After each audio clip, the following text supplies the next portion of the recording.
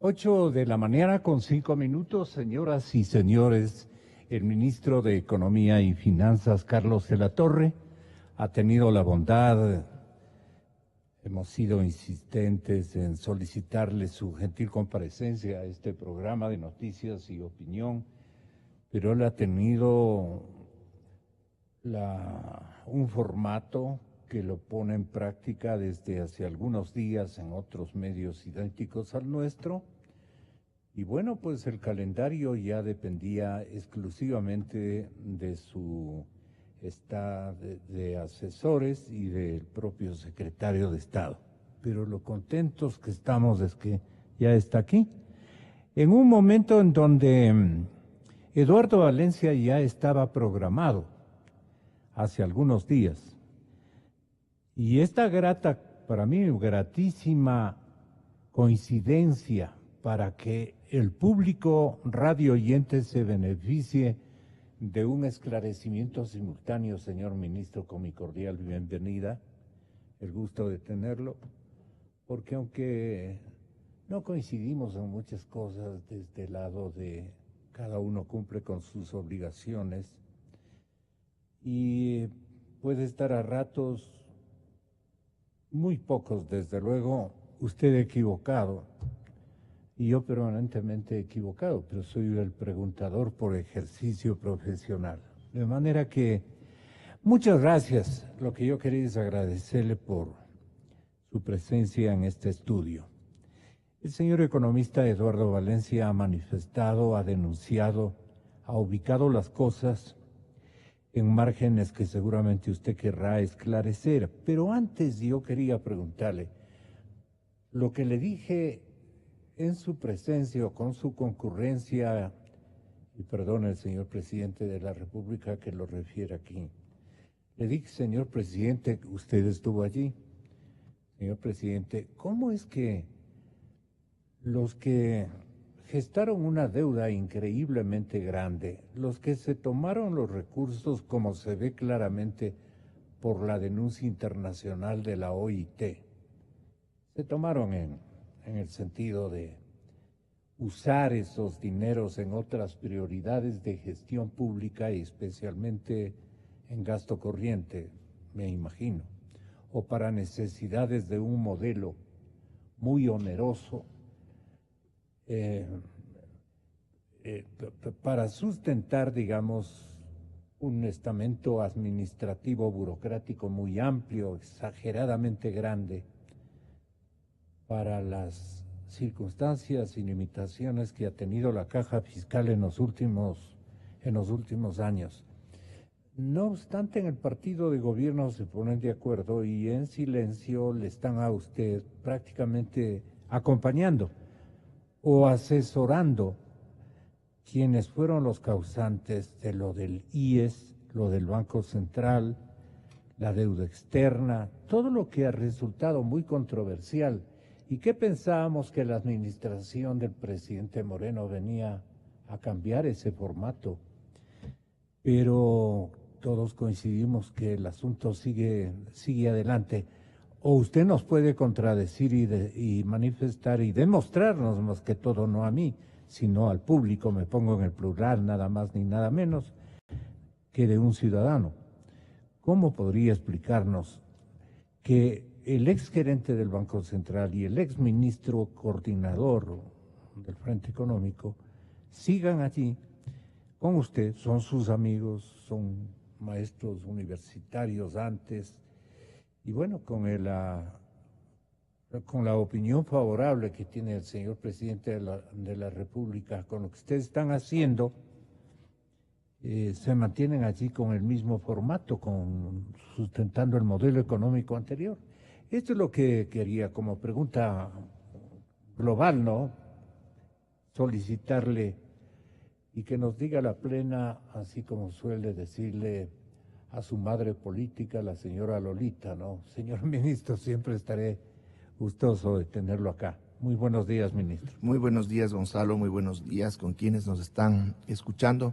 Le agradezco mucho por esta entrevista y vale indicar que Ahora que aquí estoy a los tiempos se debe por las funciones que ahora, de las que estoy hecho responsable ahora, y eso evidentemente cambia el formato de mis participaciones públicas, porque antes como analista yo podía sin ningún problema desarrollar mis opiniones, mis puntos de vista sobre la economía, pero ahora mi misión es la de informar y eso está sujeto a temporalidades, a la generación misma de los hechos que tienen que informarse y eso también define cómo se maneja la agenda de estas participaciones. ¿Qué iniciativas propias ha desarrollado en estos meses, ministro? Ya, muy bien. En función a esta pregunta amplia que usted me hace, también quiero indicar algo que creo que es importante frente también a la entrevista que se hizo antes en estos micrófonos. En mi caso, yo no necesito descalificar a nadie, yo me baso en ideas, en números, en conceptos desde una perspectiva técnica y con eso podemos discrepar sin ningún problema con cualquier persona y aún así poder mantener una relación muy cordial y de respeto. Así que en ese sentido, Gonzalo, no se preocupe, todas sus inquietudes yo las absolveré desde mi perspectiva y de cómo se están manejando las cosas. Usted es un pecador de permisividad con los modelos que ha continuado desarrollando, digamos. Ya, a ver, vamos atendiendo varias de las inquietudes que están puestas sobre la mesa. Bueno, yo soy el ministro de Economía y Finanzas. Eso quiere decir que yo soy el responsable de la definición de la política económica y del manejo financiero en este país. Si bien el presidente en su equipo ha mantenido algunos funcionarios del régimen anterior, ellos cumplen sus funciones dentro de sus espacios, pero tiene que quedar bien claro que yo soy responsable de las entidades rectoras de la política económica y fiscal del Ecuador y estamos manejando desde esa perspectiva y con mi control y supervisión, obviamente con la anuencia del presidente de la República, el manejo de la economía. ¿Qué es lo que se ha hecho? ¿Es el presidente del Frente Económico? ¿Qué se ha hecho? ¿Este rato? No existe un presidente del Frente Económico como tal, pero evidentemente yo estoy a la cabeza del Frente Económico. Ha sido Así tradicional, es, el ministro de así Economía es. ha manejado el Frente Económico. Así es, y de hecho las cosas se manejan de esa manera. De los primeros esfuerzos que se han hecho fue el de transparentar las cifras de los pasivos del Estado en los cuales está la deuda pública, por ejemplo, y que el presidente de la República lo hizo público en su momento y hemos transmitido estas cifras en todas las instancias que han sido necesarias. ¿Qué encontró de malo y qué ha cambiado? Bueno, principalmente el problema que pudo haberse dado es que se reforzaba el mensaje sobre una parte de las cifras. Entonces, ¿qué es lo que hemos hecho desde un ejercicio de responsabilidad? Poner sobre la mesa absolutamente todas las cifras, evidentemente evaluadas, clasificadas, contabilizadas y sumadas con las bases técnicas que se requiere para tal efecto, pero de esta manera tenemos ya la información completa y en un mismo contexto que nos permite entender con mayor precisión cuál es la situación, en este caso, de los pasivos del Estado ecuatoriano y de esa manera entendemos mejor cuál es la situación de la economía nacional. ¿Cuáles son los actos malos, las acciones que han ido a reprisar o que usted las requería para complementar el modelo que seguramente usted era partidario desde hace rato, el modelo correísta, el manejo de la economía, y no un modelo que podríamos decirle, no por hacerlos pelear, no por contrapuntear ni cosa por el estilo, perdóneme por el término, pero el mismo modelo está vigente el que manejó el presidente Correa, o usted ha hecho cambios estructurales en el manejo de los recursos, en la compostura frente a la deuda pública, en los nuevos compromisos adquiridos, en el manejo de deuda interna, en los gastos sin contemplación de dineros ajenos como estos del IES, para beneficio de la caja fiscal, siempre deficitaria por el inmenso gasto corriente. Estas son las preocupaciones que tenemos de memoria como para preguntarle, señor ministro. Muy bien. A mí De mi parte me preocupa esa reducción o esa simplificación del debate económico, del análisis, a tratar de establecer como que todo es producto de un modelo sin realizar el contraste adecuado con una realidad a la que obedecen las acciones económicas. Y en ese sentido es preciso indicar lo siguiente. Usted va a hacer una defensa del modelo correísta. No es una defensa, es una explicación para que se puedan entender causas y consecuencias. La situación de la economía actual es una consecuencia de diversos factores. Por eso digo, no puede reducirse a pensar en un modelo.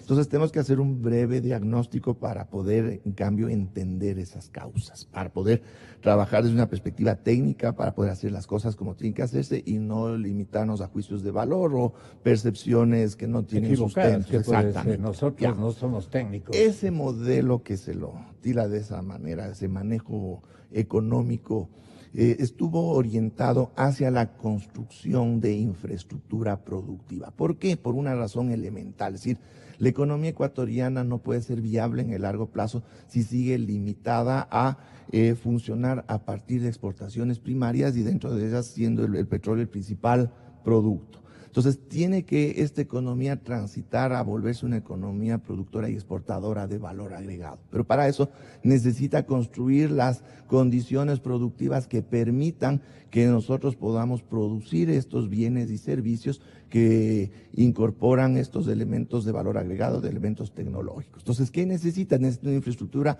productiva impresionante que no la va a generar el sector privado. Y ahí se justifica esta grandísima inversión pública que se hizo en infraestructura productiva. Ahí está un ejemplo, son los proyectos hidroeléctricos. Para producir se necesita energía. Ahí estaba ese concepto que en su momento se manejó como el cambio de la matriz productiva. Está toda la infraestructura vial, puertos, aeropuertos, porque la producción se basa en el transporte, ¿ya?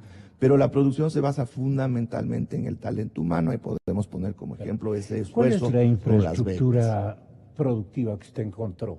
Bueno, ahí tenemos una decena de proyectos hidroeléctricos listos para arrancar, una red vial de primer orden, unos sistemas de telecomunicaciones en el Ecuador que guardan una distancia enorme con las características que tenían hace 10 años, etc. Entonces, tenemos que entender que esta orientación de manejo económico y de destino de recursos implicó un esfuerzo fiscal enorme, es decir, cada centavo de la caja fiscal tomando en cuenta entró a el esta valor inversión. agregado de la corrupción.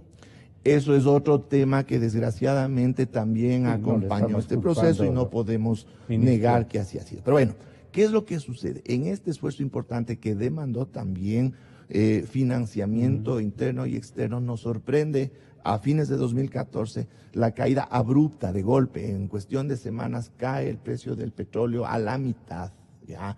Entendiéndose que gran parte de ese esfuerzo fiscal se estaba alimentando con recursos petroleros. Entonces, ¿cuál era la situación que enfrentó el Ecuador? Además de que otras exportaciones, no solo las petroleras, cayeron en su valor por el efecto de la apreciación del dólar en los mercados internacionales.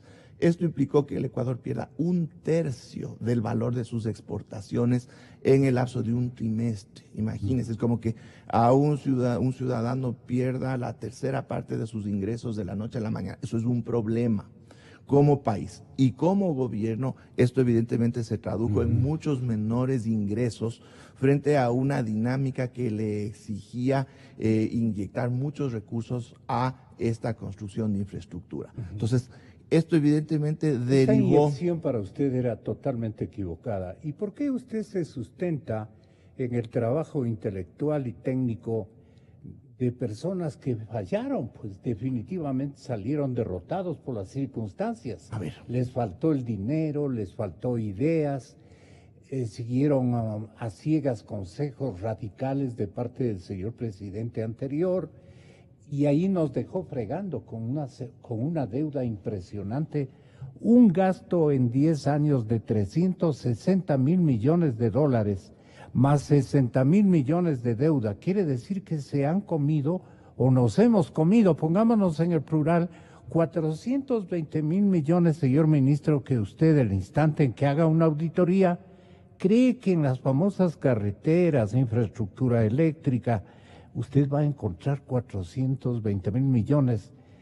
Medio complicado le veo el asunto. Ya, esa es su opinión, Gonzalo. Claro, Ya, claro. yo siempre apoyé los objetivos del proyecto del gobierno anterior, apoyé los mecanismos, cómo se manejó la economía, si bien como en toda acción humana hay errores, han habido errores, pero también hay circunstancias que no dependieron de ese manejo, que derivan dependieron? en las ¿A qué se consecuencias. refiere? Precio del petróleo, simplemente con eso ya estoy indicando que Pero tuvimos sí, un impacto enorme. Pero- Enorme que afectó evidentemente El las finanzas crucero de públicas. gasto pasó por una maravilla de Ya. época, un boom petrolero impresionante. ¿Cuánto produjo Bueno. el boom petrolero? Bueno, ahí estamos en otro problema. No se puede hacer un análisis de este tipo con unas pocas sumas y restas con la calculadora del teléfono celular como muchas veces se hace.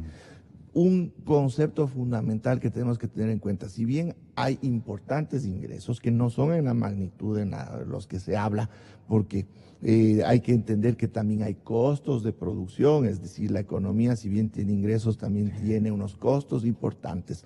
Bueno, todos esos recursos se han canalizado, muchos en inversión, pero también en gasto corriente, es decir, también las personas tenemos que vivir el día a día, ¿ya?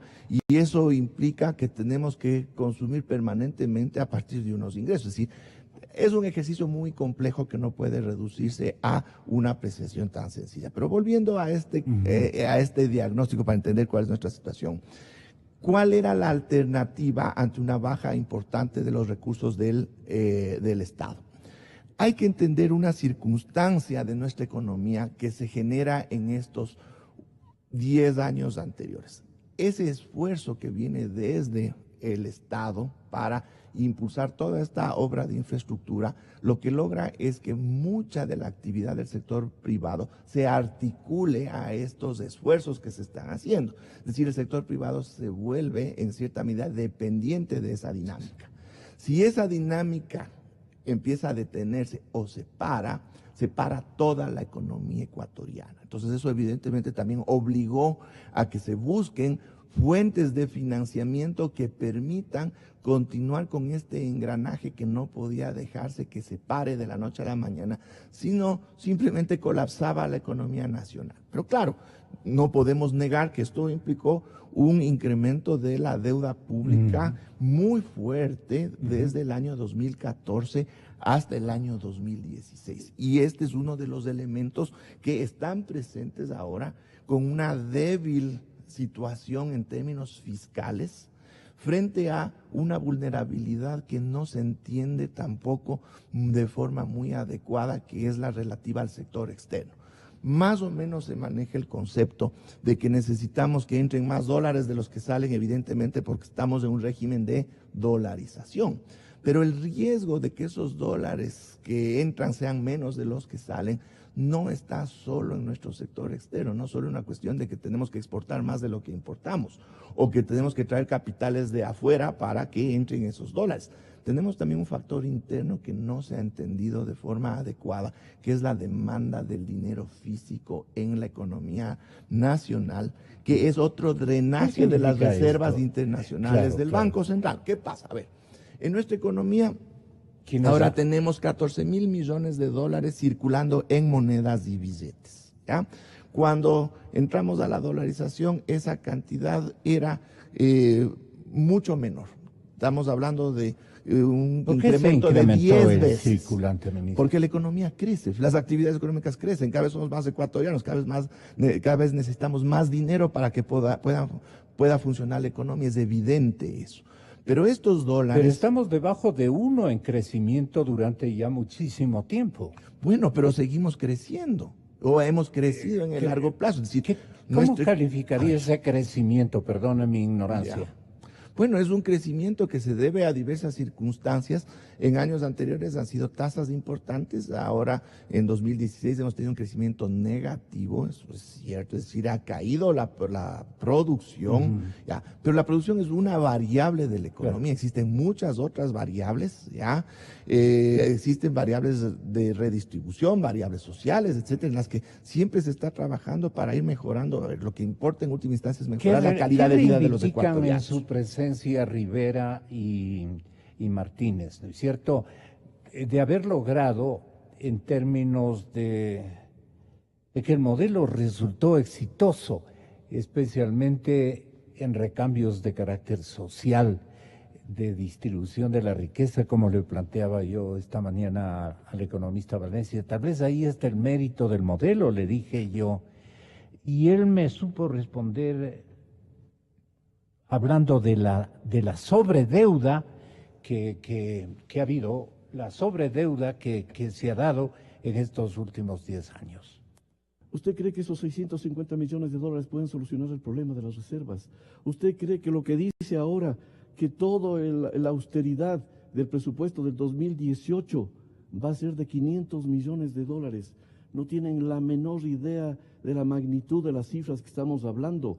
Eso no les va a servir para nada. El problema va a seguir grave, los déficits fiscales van a ser mayores que los que tienen ahora y por tanto hay que tomar la palabra del presidente de la República que dijo, y esto es lo relevante porque él ya preanunció cuál va a ser su política, dijo, necesitamos entre 8 y 10 mil millones de dólares anuales de deuda, y dio a entender que esa deuda era pagar servicios de deuda ya contraída, y como van a seguir habiendo nuevos déficits fiscales del 4,5 en esta ocasión que terminarán siendo más altos, la deuda va a ser la que sirve para pagar lo anterior, más el financiamiento del nuevo déficit, es decir, el país seguirá viviendo de deuda y por tanto la deuda es la que sostiene la dolarización, como le he dicho miles de veces. ¿Valencia está equivocado en qué aspecto? Pero yo no quiero tener que entrar en este momento y tampoco es el espacio para dictar una clase de política fiscal y poder poner en orden todos esos... Tenemos que debatir si el camino escogido por usted es innovador de errores que hayan cometido sus colegas de gestión Rivera y Martínez. Al mando, el señor presidente Correa. El señor presidente sigue mandando en el frente económico y por eso está, dice la gente, ¿no? A ver, Gonzalo, ya va a ser tercera vez que indico que yo soy el ministro de Economía y Finanzas. El presidente Moreno. Permanentemente estoy en contacto con el presidente Moreno, hablamos mucho personalmente, por teléfono, yo le tengo al tanto de lo que estamos haciendo. ¿Está contento? Con su opinión. Debe ser por eso estoy todavía sentado aquí. Claro. Entonces tenemos que entender que estamos también en una siguiente fase, es decir, ya la realidad que enfrentamos como economía a nivel internacional, a nivel local, es otra. Entonces tenemos que nosotros actuar con acciones en función de esta nueva realidad y el primer trabajo que tenemos que hacer es corregir el aspecto fiscal, dar solidez al aspecto externo para sostener a la dolarización y atendiendo a su pregunta que me hizo anteriormente, ¿qué es lo que nos dejó el modelo anterior? Me dejó la posibilidad de decir algo que yo ya dije públicamente, que ahora le toca asumir al sector privado su responsabilidad en términos de generar producción. Y eso es lo que queremos y está muy bien. Eso no lo hubiera podido hacer si no existirían las bases en términos de condiciones productivas para que nosotros podamos ahora impulsar a ese sector privado. Y, por ejemplo, ahí está el Consejo Consultivo Productivo y Tributario para recibir las propuestas del sector privado para ver qué podemos hacer para darles esa energía, darles esos espacios para que ellos ahora sean los que impulsen la economía. Si no tuviésemos esas condiciones productivas, esas condiciones institucionales, yo no podría estar hablando de eso. Seguramente si es que no tuviésemos algunos elementos que están presentes, ya no estaríamos en dolarización, estaríamos con una moneda local, tal vez de una circunstancia gravísima, volviendo a la historia de las devaluaciones, etcétera. Entonces tenemos que evaluar también frente a posibles escenarios alternativos. Y esta combinación de el modelo que operaba en la época del presidente Correa Y el modelo que usted busca imprimir o inaugurar, que lo está haciendo, no sé si bien o mal por los resultados que todavía no son muy explicados, que digamos, o sea, no tenemos elementos y parámetros o mediciones a ver si lo suyo ha dado mejores resultados, obviamente cortando los errores y defectos que mantenía. Por ejemplo, dice Valencia que 84.000 millones de dólares procedentes de la venta del petróleo, 41 millones, es decir, exactamente la mitad han quedado en las propias empresas estatales. ¿Con esto qué quiere significar para usted? ¿O habría que me faltó preguntarle tal vez al señor economista, o yo le estoy explicando mal al público? De los 84.000 millones de dólares que el Ecuador recibió como venta del petróleo, 41.000 millones se quedaron las propias empresas estatales. 21.000 fueron a los consejos provinciales y municipales y 21.000 fueron a los subsidios a la adquisición de derivados que benefició a la gente rica. Pero me refiero a los 41.000 millones de dólares. Nadie ha dicho quién diablos, de a dónde fue y cómo se gastó, porque nadie se ha metido con ello. Y es una cifra descomunal. Como no puede ser de otra manera, que tampoco está solamente ahí el problema, porque además el gobierno de Correa les hizo endeudar a las empresas petroleras, es decir, que las empresas petroleras contrajeron deuda, es decir, encima de eso, de ese petróleo escaso, tienen que pagar la deuda que se benefició el gobierno de Correa. O sea, estamos hablando de una cosa gigantesca. Está incompleto tal vez este diagnóstico cuantitativo que formula Eduardo Valencia para que usted nos dé una respuesta con mayor propiedad. Bueno, no conozco cómo elaboró esas cifras y cuál es la argumentación a la que quiere llegar. Claro, de 84.000 millones que se ha recogido de ventas petroleras. Bueno, eso es de la cifra que él pone, serán esas las cifras, eso tendríamos que evaluar. No, y pero también usted hay debe un tener ahí las ministerio. propias. Sí, pero Las que encontró usted. por supuesto, yo tengo muchas de las cifras de muchos de los espacios ¿Y del cómo manejo está? Tecnológico. Tendríamos que Pero corroborar. Valencia usa cifras de la academia o cifras del Banco Central o del Ministerio de Economía que dirigieron Rivera y Martínez. Desconozco cuál es su fuente y cómo habrá hecho los cálculos, con qué metodología está operando. No puedo ¿Y opinar. usted cuando fue al ministerio encontró las cifras que tenía usted de académico? Ya estuvo trabajando como asesor del Banco Central. ¿Coincidían plenamente estas? En relación a las cifras es importante aclarar lo siguiente. No es que un país y sus instancias pueden poner las cifras que quieran o las estadísticas que quieran, ¿ya? Los países serios, como es el caso del Ecuador y sus organismos del manejo económico, mantienen convenios a nivel internacional con organismos de la talla de las Naciones Unidas, el propio Fondo Monetario Internacional. Las estadísticas se construyen a partir de manuales que están desarrollados por estos organismos y permanentemente se están auditando esas metodologías de elaboración de estadísticas, que son las mismas que son publicadas por estos organismos, ¿ya? Entonces, como yo indiqué, lo que se hizo fue un ejercicio de juntar las cifras para ponerlas todas en un mismo contexto, para que desde esa perspectiva se pueda transparentar la real situación de la economía, es decir, no sesgarnos a analizar solo una parte de las cifras, sino ponerlas a todas, incorporarlas, agregarlas en términos de cómo se establecen estas metodologías, pero poder tener el panorama completo. Dígame, señor ministro, con todo respeto, usted nos señala 4 indicadores, 4 señales de austeridad, pero es para la caja fiscal, que es harto importante porque la queja nacional de los entendidos y especialmente del sector productivo es que el Estado ha gastado en estos 10 años como que fuera un Estado millonario. Y me da la impresión de que usted también ha criticado ese estilo de gasto corriente, de gasto dispendioso, en sus alocuciones anteriores, antes de ser ministro, porque son verdades. Pero usted se cuida de que, no sé si esto sea una especie de estatus intelectual o estatus ideológico, el hecho de negar que, o digamos de decir, o de o de categorizar como un éxito no estar escuchando recetarios del Fondo Monetario Internacional y no acudir a este gran fondo internacional para cubrir estos déficits. Entonces usted se cuida, dice, a ver, nosotros con el FMI no hemos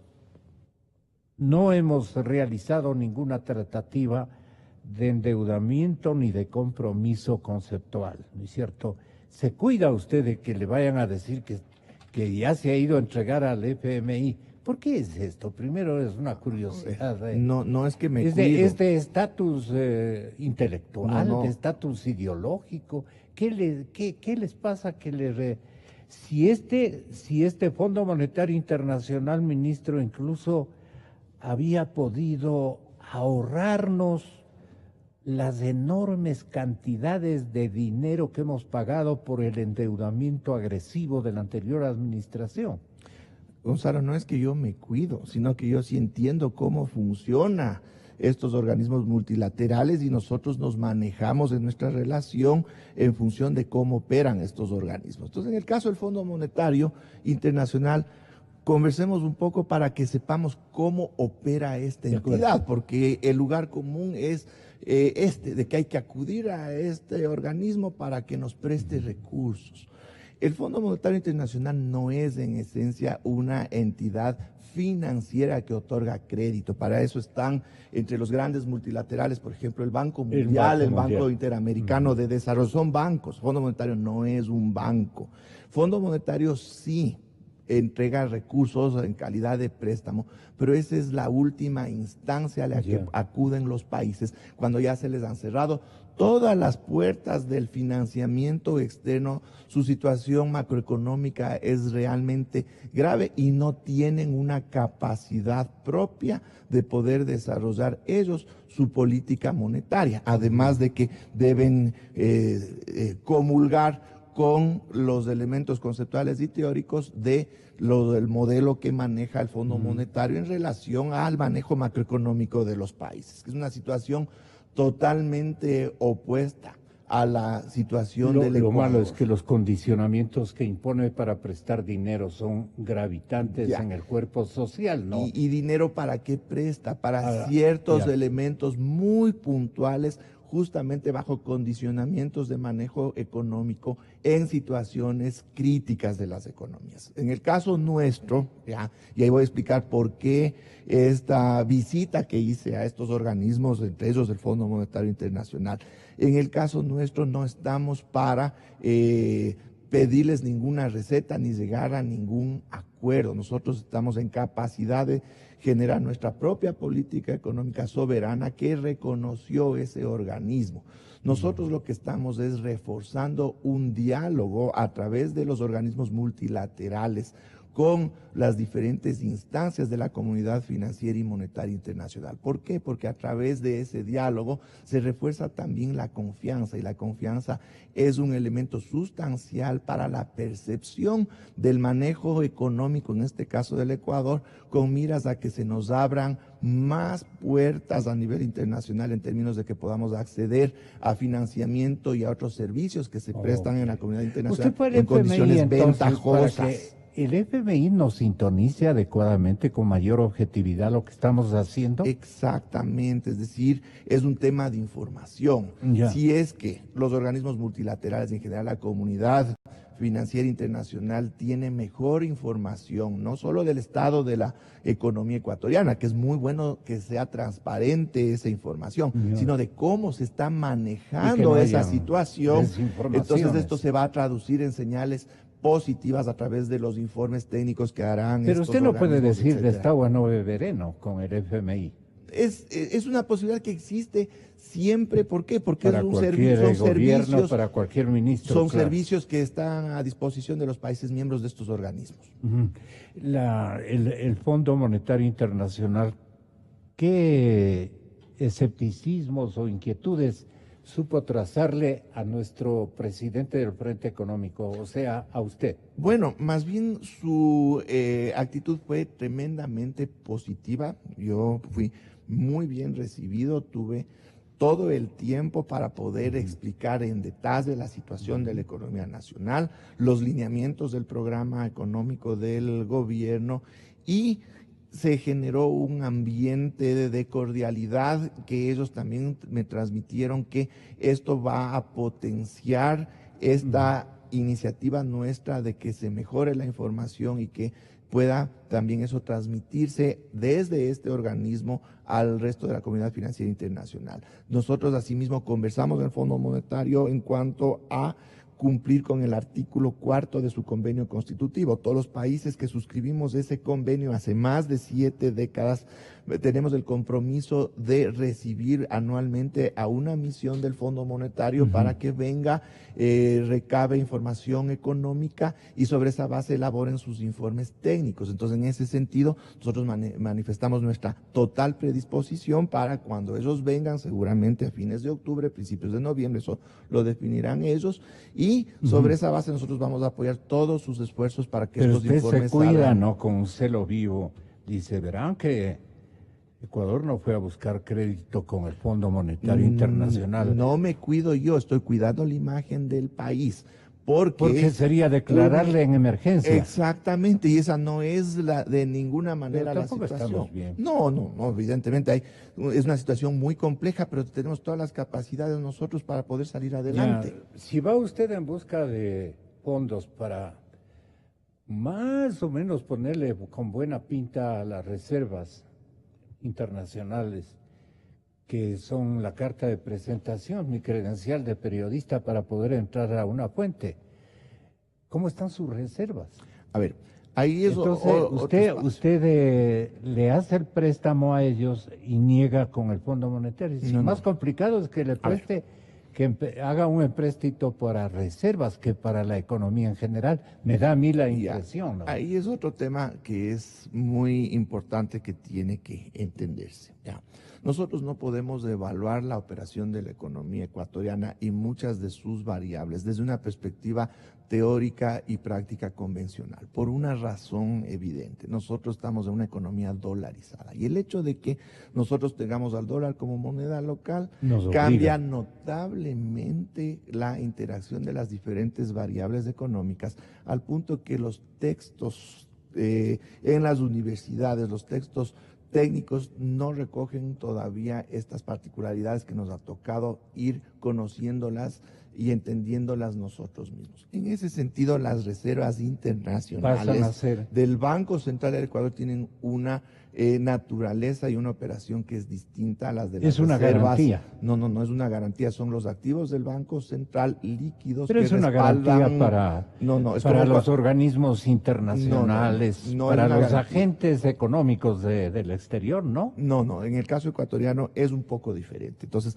no voy a entrar tampoco en una clase de política monetaria. La clase nos sirve a todos. Pero entendamos que opera de forma diferente. Pero es importante que tenga los recursos suficientes para atender los compromisos de pago de la economía ecuatoriana con el resto del mundo, pero también de las reservas internacionales salen los billetes que entran a circulación dentro de la economía. Entonces nosotros tenemos que garantizar que esa reserva permita cubrir tanto esos compromisos hacia afuera como esa demanda de billetes hacia adentro. Y ahí viene otro espacio donde hemos tomado ya acciones, el tema del dinero electrónico. Aquí ya no es una cuestión de si el dinero electrónico está controlado o no por el Banco Central. Eso ya aclaró usted. Sí, es un objetivo nacional al proceso, de que los medios de pago, al mecanismo y otros medios de pago electrónicos, tarjetas de débito, de crédito. ¿Por qué? Porque nosotros tenemos que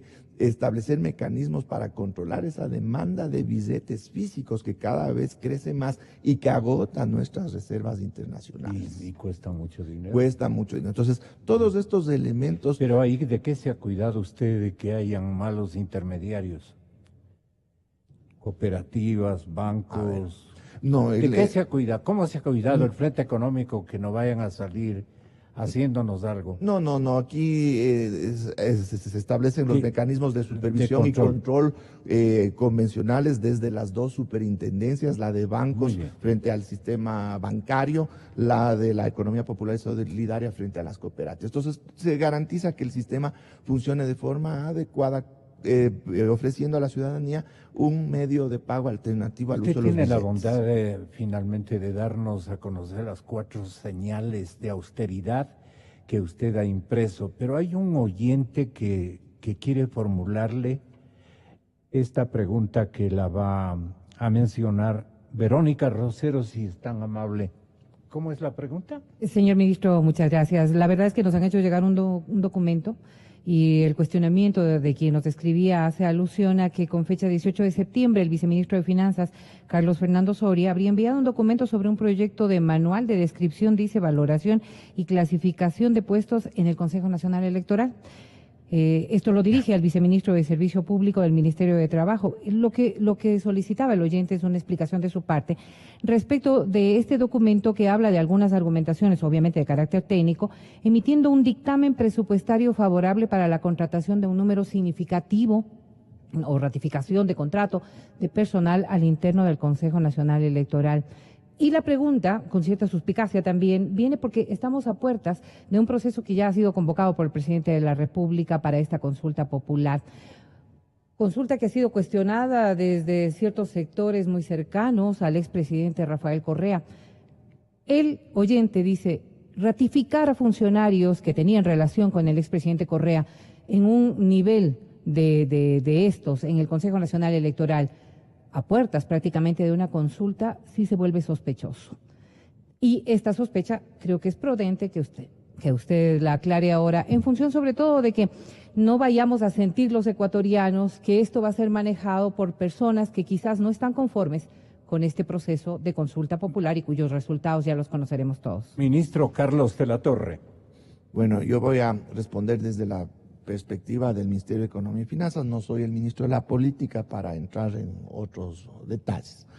Este trámite es uno que se venía haciendo desde meses atrás y que quedó en stand-by por el proceso electoral, que es uno que apunta al cumplimiento de la ley. ¿En qué sentido? Ya las instituciones del sector público deben mantener un 80% de personal con nombramiento y un 20% con contrato. Esta entidad de su personal técnico, no estoy hablando de las autoridades ni de quien dirigen, tenía la proporción inversa. Entonces lo que venían haciendo es un trámite que se le dio paso siguiendo todo lo que establece la ley para que un número determinado de personas con contrato ahora pasen a tener nombramiento. No existe ninguna modificación en términos presupuestarios, son los mismos recursos con los que se les estaba pagando desde años atrás, y lo que se hace es la regularización de este personal a efectos de cumplir con la ley. Eso fue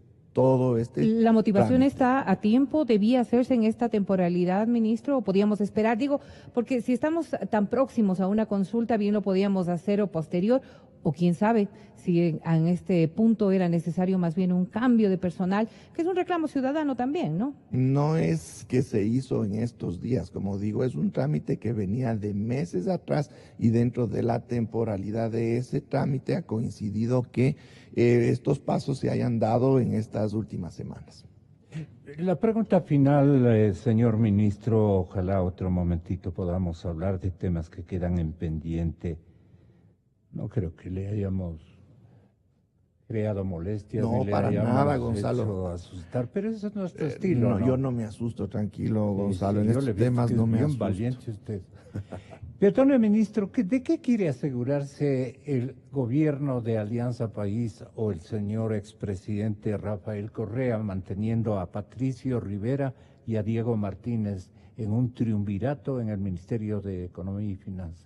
Bueno, Gonzalo, son funcionarios que ocupan Brillantes. ahora unos puestos, han sido designados para tales puestos por el presidente de la República, Lenín Moreno, y yo creo que sería Pero él debe haber quien le puede responder esa pregunta. No, es que el que me puede responder ciertamente de qué quiere asegurarse con ellos ahí al lado suyo es el presidente Correa y me resulta complicado. Yo me fuera encantado si me diera una entrevista, incluso me financiara el viaje de alguna manera.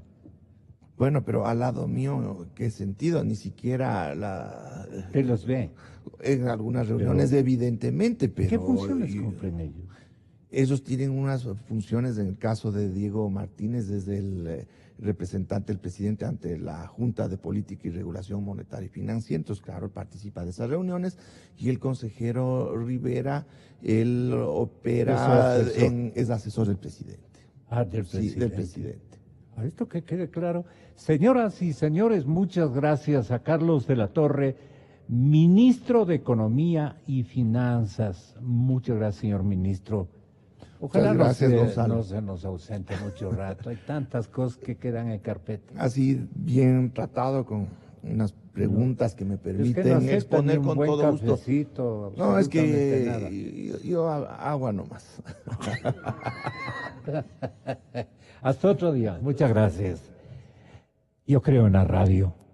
Yo creo en la radio.